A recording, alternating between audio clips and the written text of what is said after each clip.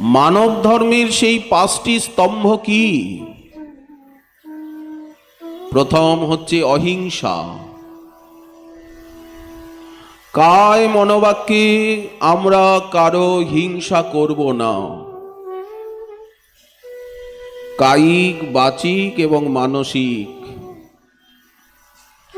শরীরের দ্বারা কখনো এরকম আচরণ করব না যার দ্বারা হিংসা হয়, হিংসার প্রশ্রয় হয়।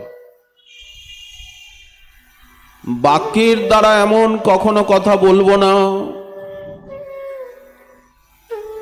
যে যার দ্বারা অন্যের মর্যাদা সম্মানের হনন হয়। এক কথায় নিন্দা, অপবাদ হয়। মনের দ্বারা এমন কোনো চিন্তা করব না যার ফলে কারো অকল্যাণ হয়। একটা মানসিক হিংসাও আছে। পরের দ্রোহ, পরের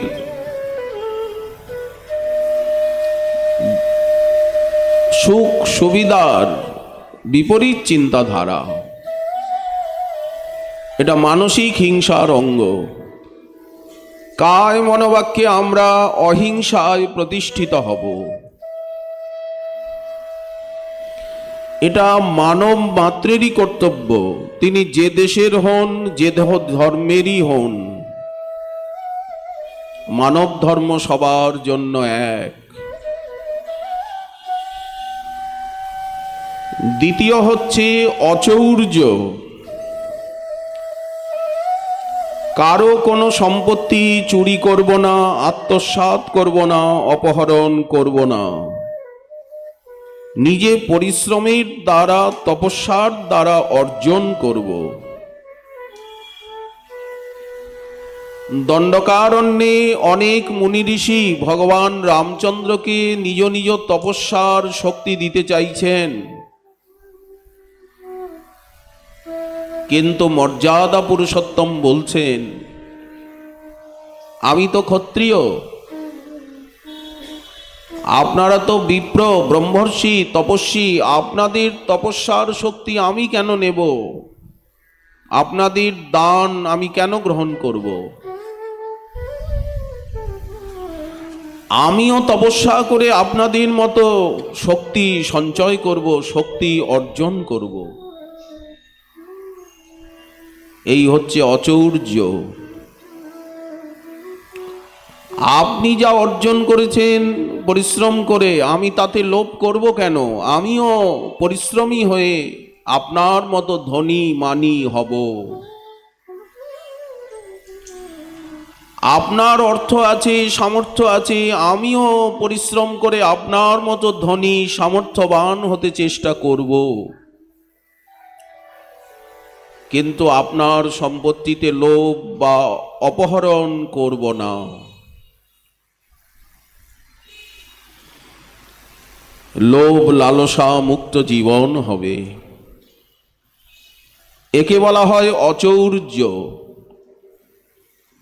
আপনার হাজার থাক, কিন্তু আমি তাকাবো কেন? তৃতীয় হচ্ছে সত্য, যেটা প্রকৃত যথার্থ।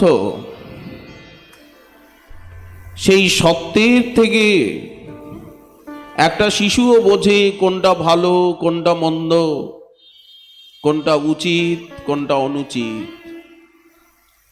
সেই সত্যের থেকে কখনো সরব না।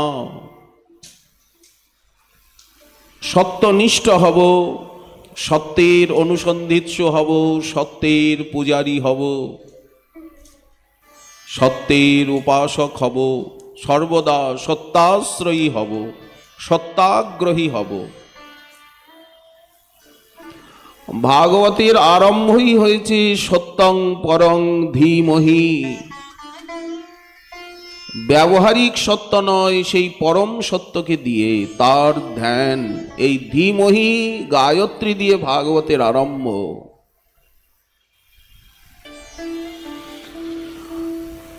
আত্মসংযম। নিজেকে সংযত রাখব, ব্যবহারে, কথাবার্তায়, চলনে বলনে সংযমী হব, মর্যাদাপূর্ণ জীবন যাপন করব, মর্যাদাকে লঙ্ঘন করব না, সংবিধানকে লঙ্ঘন করব না, আইন নিজের হাতে তুলে নেব না, গুরুজনের আজ্ঞা পালন করব, বয়োজ্যেষ্ঠ গুরুজন, আচার্যজন, সাধু গুরু, ব্রাহ্মণ, বৈষ্ণব, দেবতা, গোমাতা তাদের সম্মান করব। একে বলে আত্মসংযম। এবং শুচিতা, পবিত্রতা, কায়িক, বাচিক, মানসিকভাবে পবিত্রতা, সর্বদা পবিত্র থাকব, স্বচ্ছ পবিত্র জীবনের অধিকারী হব। এই 5টি আচরণকে বলা হয় ধর্ম, মানব ধর্ম। মানব মাত্রের কর্তব্য এই 5টি আচরণ, সে যে দেশের মানুষই হন না কেন, আপনি প্রাচ্য, পাশ্চাত্য, যে কোনো দেশের আপনি মানুষ হন, এই 5টি আচরণের নামই হচ্ছে মানবতা, ভদ্রতা। তার বিপরীত অভদ্রতা, দানবতা, আসুরিকতা। এই আচরণগুলি নিজে করতে হবে এবং এই আচরণ অন্যকেও শেখাতে হবে,